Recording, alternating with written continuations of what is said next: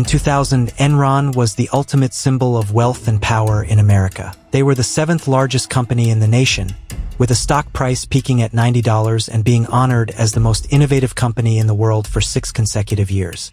But just 1 year later, this entire $70 billion empire vanished completely.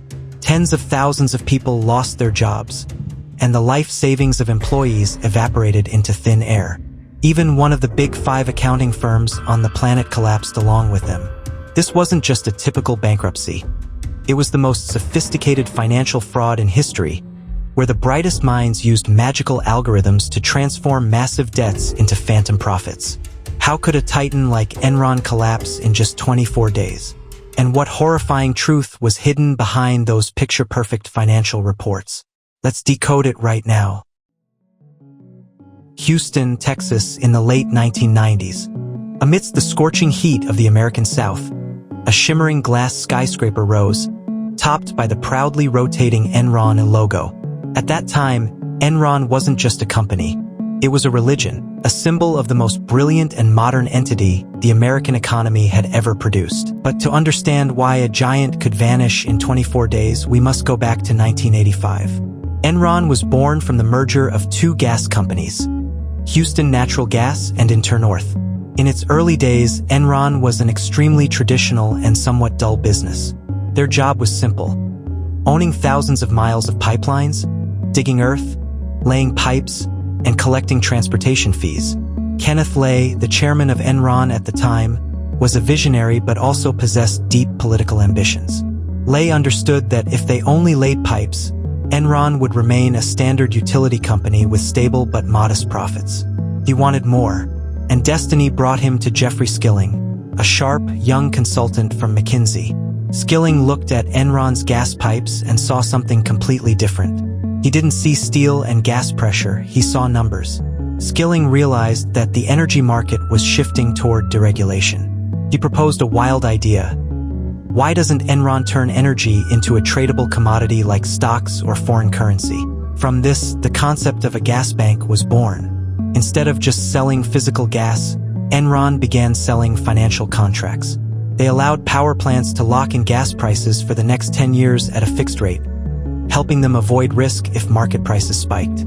In return, Enron stood in the middle, collecting the spread and managing the risk. This idea was so successful it completely changed the face of the American energy industry. But Skilling had one condition when joining Enron. The company had to adopt mark-to-market, MTM, accounting.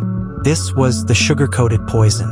Under this method, as soon as Enron signed a long-term contract, they were allowed to forecast all future profits for the next 10 or 20 years and record them immediately in the current year's financial statement. Imagine you just signed a contract to deliver newspapers to a neighbor for 10 years, and you immediately write in your savings book that you already have the full 10-year payment, even though you haven't delivered a single paper or received a single cent. That was how Enron began to paint impossible growth figures. Enron's appearance was so perfect that no one dared to doubt it. Fortune magazine named them America's most innovative company for 6 consecutive years. Wall Street went crazy for them. Analysts called Enron the gold standard. Enron employees became the most arrogant people in Houston. They drove the most expensive cars, owned luxurious villas, and believed they were changing the world. Kenneth Lay used his power and wealth to penetrate deep into political circles. He was a close friend of the Bush family, and Enron was the largest donor to their election campaigns. Enron felt like its own nation, with influence spanning from Houston to Washington. The world's largest banks, such as Citigroup, JP Morgan, or Chase Manhattan, lined up to lend Enron money because they believed it was an unshakable money-printing machine. By 2000, Enron's stock price hit $90, bringing the company's market capitalization to $70 billion. Enron extended its tentacles across the globe, building power plants in India, acquiring water companies in the UK, and even investing billions in internet bandwidth to catch the dot-com era. They even ventured into strange areas like weather derivatives, betting on whether it would rain or shine. But beneath that glitzy layer of paint, the Enron empire was actually built on sand. International projects failed miserably, the bandwidth network generated zero revenue, and energy contracts began to lose money. However, instead of admitting their mistakes, Enron chose a path with no return. They used bigger lies to cover up the old ones. A massive fraud machine was activated with the help of the most cunning financial minds to ensure that even if the company was rotting inside, the profit figures on the reports sent to investors remained beautiful upward curves. By the mid-1990s, Enron faced a deadly paradox. On paper, their profits were growing at breakneck speeds thanks to MTM accounting, but in reality, actual cash was not flowing in.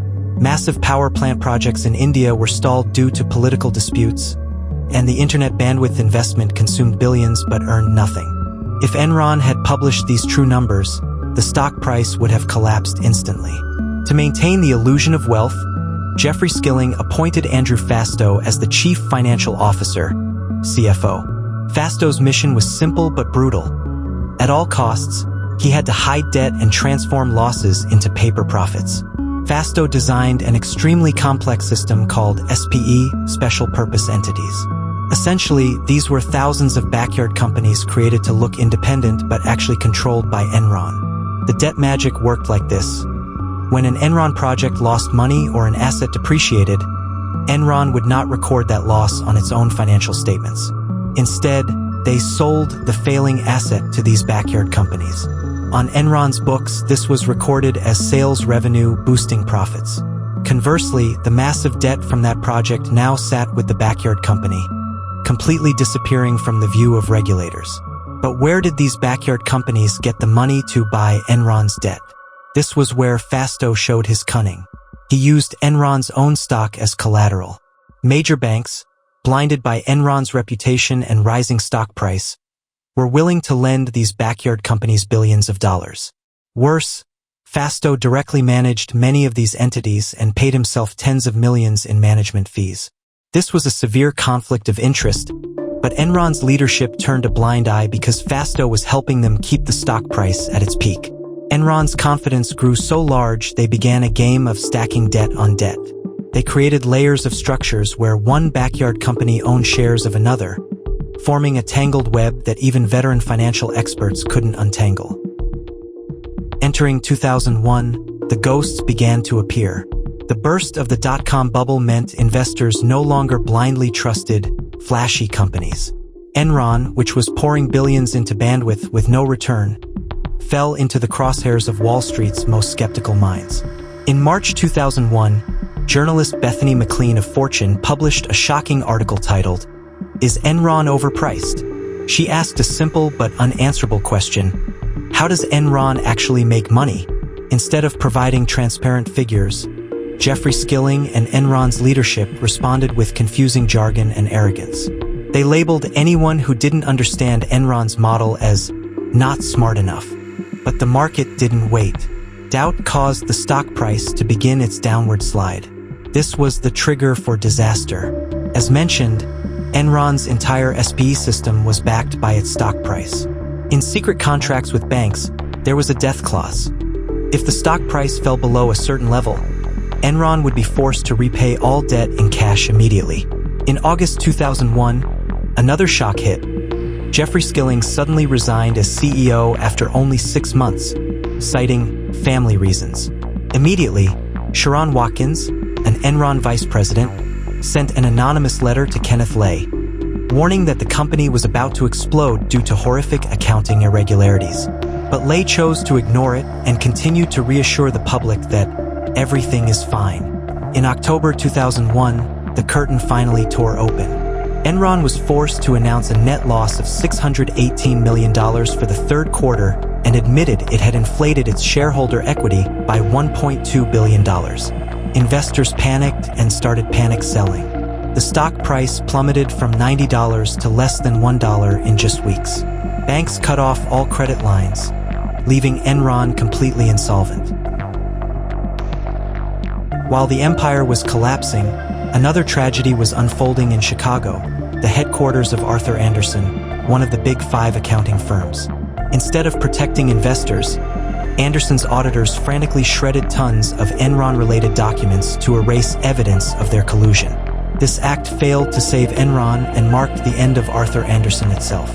A firm with nearly 90 years of history and 85,000 employees vanished from the world because of a single client.